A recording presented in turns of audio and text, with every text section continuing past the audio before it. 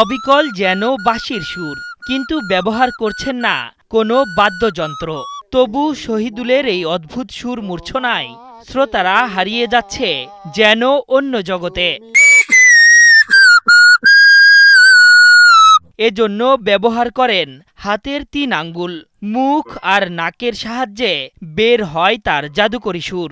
আর এভাবেই প্রায় ৩ শতাধিক শ্রোতাপ্রিয় বাংলা ও হিন্দি গানের সুর ধরতে পারেন প্রতিভাবান এই মানুষটি। সে বাদ্যযন্ত্র ছাড়াই যে কণ্ঠের সাহায্যে যে বিভিন্ন রকম বাদ্যযন্ত্রের যে আওয়াজ তুলতে পারে, এটা আসলে শুধু আল্লাহ গড গিফটেডই হতে পারে। দীর্ঘ ১৪ বছর ধরে এভাবেই গানের সুর তুলছেন শহীদুল ইসলাম। কখনো খালি গলায় গান তুলে, আবার কখনো সুর ধরে শ্রোতাদের মুগ্ধ করেন। বিরল এই সুরের প্রতিভার কারণে জেলায় তিনি পরিচিতি পেয়েছেন সুরের জাদুকর হিসেবে।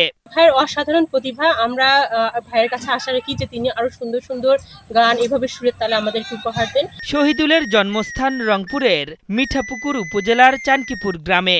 তবে চাকরির সুবাদে দীর্ঘদিন ধরে গাইবান্ধার সরকারপাড়ায় আবাস গড়েছেন তিনি।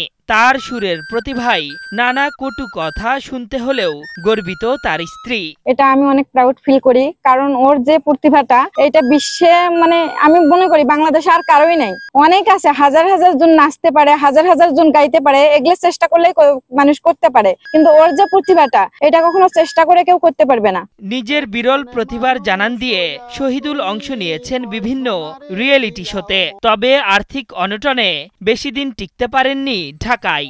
অপূর্ণ স্বপ্ন নিয়েই ফিরতে হয়েছে নারীর কাছে।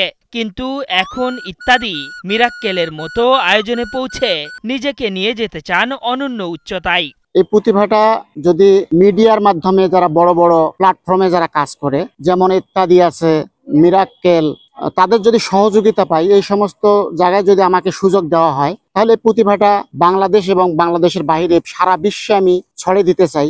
দেশের প্রখ্যাত সঙ্গীতজ্ঞের কাছে তালিম কিংবা পারফরম্যান্সের সুযোগ পেলে নিজেকে আরও মেলে ধরতে পারবেন শহীদুল, এমনটাই প্রত্যাশা স্থানীয়দের।